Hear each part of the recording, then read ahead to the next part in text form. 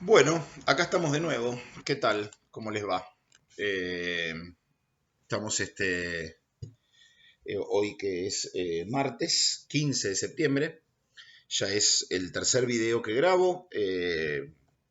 Quería, más que nada, la idea de los videos es tener un contacto que puedan verme y yo poderles contar algunas cuestiones referentes a la materia y a los contenidos.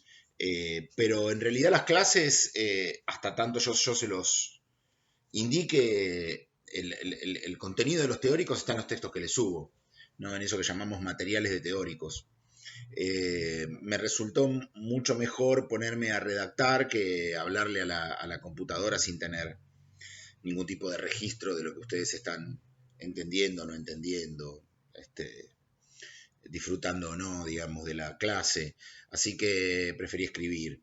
Y hago estos videos para tener el contacto de poder contarles un poco el contexto y el marco de los temas que estamos tratando este, en cada momento de la materia, ¿no? Voy a subirles esta tarde, junto con este video, un material de teórico que se llama Popper y las ciencias sociales, la miseria y el historicismo. Ahora les voy a contar qué es el historicismo y qué significa esa cuestión, digamos, desde el punto de vista metodológico.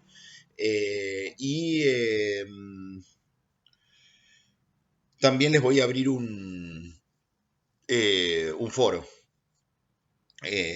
sobre Popper y las ciencias sociales para que tratemos los dos temas. Hay dos clases de Popper y las ciencias sociales, una la de esta semana, que es la cuestión del historicismo, y es decir, la crítica que le realiza Popper a cómo se hacía ciencias sociales antes de él, o filosofía social.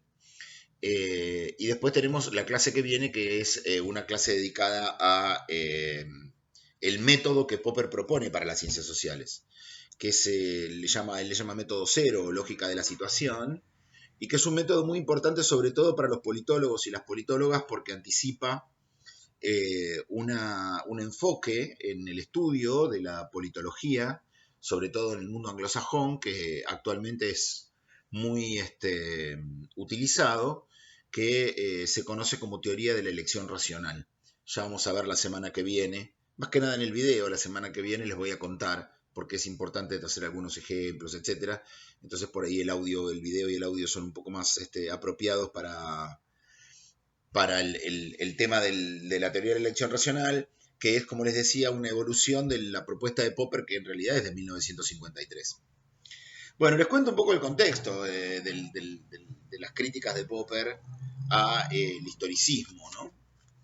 Eh, Primero hay una cuestión importante a mencionar que es de orden, diría, político, ideológico, biográfico también. Popper es uno de esos personajes que recorre todo el siglo XX, ¿no? Eh, lo recorre toda su vida y lo recorre su experiencia, su participación política, sus posiciones políticas. Eh, es una de esas biografías trágicas, ¿no?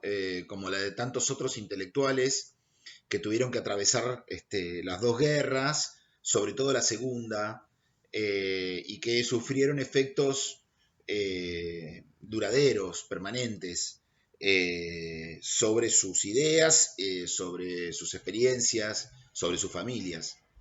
Popper, por ejemplo, perdió una docena de familiares en los campos de concentración nazis. Eh,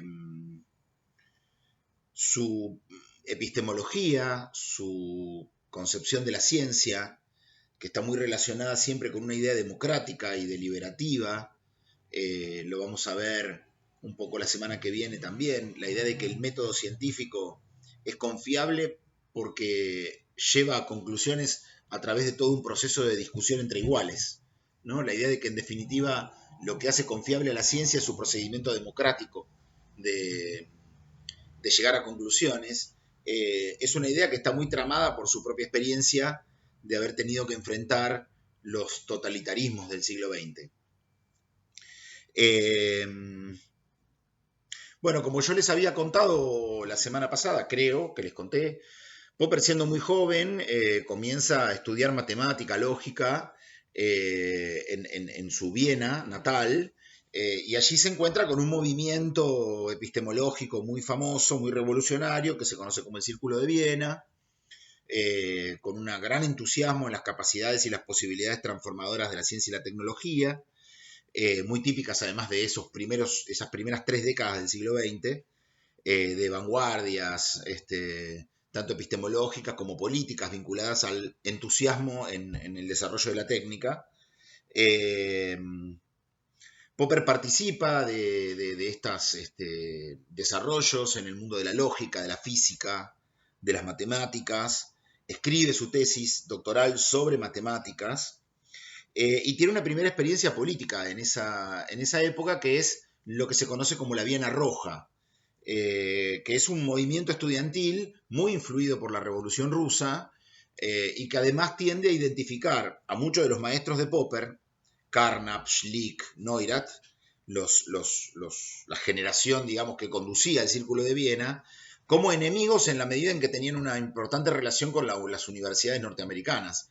Es decir, para los estudiantes comunistas, esos referentes, esos popes en ese momento, de la lógica, de las matemáticas, que en ese momento estimo tendrían mi edad, en realidad eran imperialistas, eran capitalistas, imperialistas, entregados al imperio americano, y hubo una serie de movimientos muy violentos.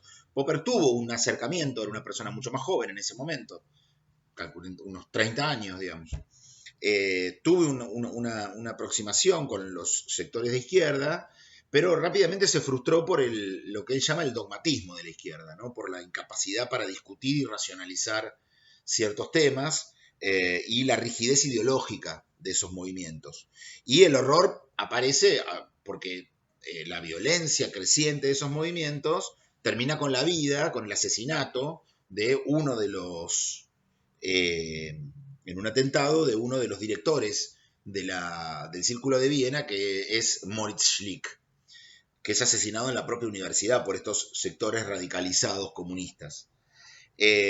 Ahí Popper tiene una primera experiencia política trágica, pero en realidad la verdadera tragedia iba a venir después, ¿no? Que es con el avance, el crecimiento, el desarrollo del nazismo. Los nazis ganan las elecciones por primera vez en Alemania en 1933. Es interesante para nuestra realidad y actualidad política señalar esto, ¿no? Los nazis no dieron un golpe de Estado, ganaron elecciones. Es decir, a partir de ahí comenzó su desarrollo político. Eh, y, y, bueno, en realidad las persecuciones, las amenazas, el discurso antisemita, etcétera, empieza a ser muy fuerte en Alemania, en Austria, y, y Popper decide exiliarse. Ahora bien, tiene el problema de que siendo muy joven no se exilia como se exilió Carnap, por ejemplo, su generación más inmediatamente mayor en Estados Unidos, atraído por la Academia Norteamericana en Chicago, sino que en realidad Popper tiene que exiliarse en Nueva Zelanda, que es un lugar relativamente periférico del mundo académico, en el Canterbury College de Christchurch, en Nueva Zelanda, donde sabemos que se juega mucho al rugby, pero no sabemos tanto si se estudia filosofía de la ciencia, ¿no? Eh, Así que, bueno, Popper se pasa la Segunda Guerra con toda esta tragedia de perder tantos familiares y muchos amigos también, por supuesto, en Nueva Zelanda, y en ese tiempo escribe un libro muy, muy potente, muy poderoso en contra de los regímenes totalitarios, que se llama La Sociedad Abierta y sus enemigos, que tiene la idea de que en realidad el germen de la sociedad totalitaria, el germen de la sociedad nazi, ya se encuentra en los propios pensadores occidentales, ¿no? En lo que él llama los pensadores totales, ¿no? Los pensadores de las sociedades cerradas, los pensadores que tienden a creer que las sociedades son estructuras que tienen ciertas formas de evolución, ciertas formas de desarrollo, que tienen ciertas leyes de desarrollo, y que esas leyes de desarrollo y esas estructuras son independientes del libre albedrío de los hombres y de las mujeres que viven en esas sociedades. Esa idea de una sociedad cerrada, de una historia que tiene un devenir y que tiene una evolución y un proyecto, va a ser lo que Popper va a cuestionar, tanto política como epistemológicamente, va a llamar historicismo, ¿no? Los historicistas son los que creen que la tarea de las ciencias sociales es encontrar las leyes de la evolución histórica. Y eso es una cosa que además es políticamente muy condenable para Popper, porque eso significa que los hombres y las mujeres no tienen mucho para cambiar, digamos, en la historia de la que son protagonistas, porque en realidad los procesos históricos se realizan de manera independiente de la voluntad de los humanos. Popper frente a eso asume una posición muy liberal en un sentido amplio, muy liberal en un sentido político, muy de defender derechos y libertades, la igualdad entre los ciudadanos, la protección de los derechos, la protección de los individuos frente al Estado y frente a cualquier tipo de colectividad que pretenda interferir sobre la posibilidad del desarrollo individual.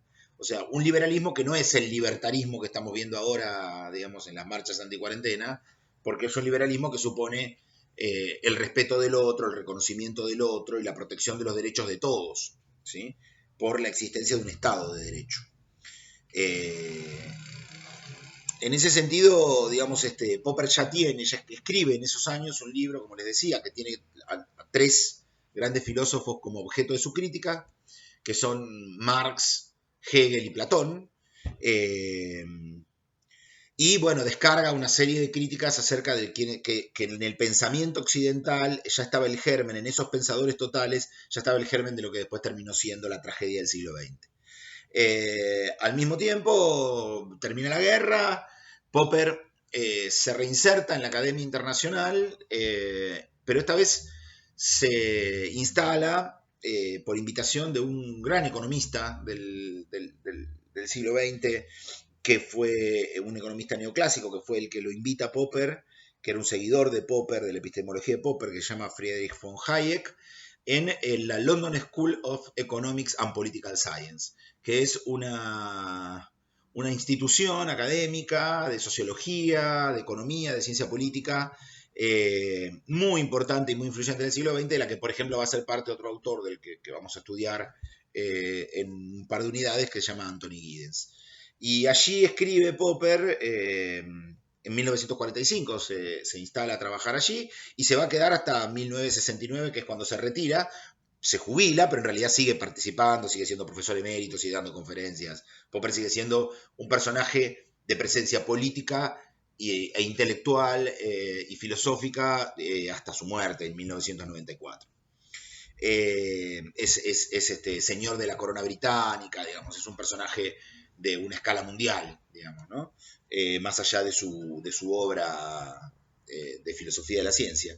Bueno, en 1956 se publica, con Popper ya en Londres, La miseria del historicismo, que es el libro con el que más trabajamos nosotros, y en el cual Popper define qué cosa es el historicismo, dice que el historicismo en realidad es el responsable de estas ideas evolucionistas y totalitarias, holistas, dice Popper, acerca de cómo explicar y concebir la sociedad, son las responsables del atraso, dice él, en las ciencias sociales, en la evolución de las ciencias sociales teóricas y aplicadas, y va a tratar de fundar o de refundar a las ciencias sociales en otro método, en un método que está sostenido por dos bases fundamentales, que son el individualismo metodológico, como dice Popper, y el institucionalismo.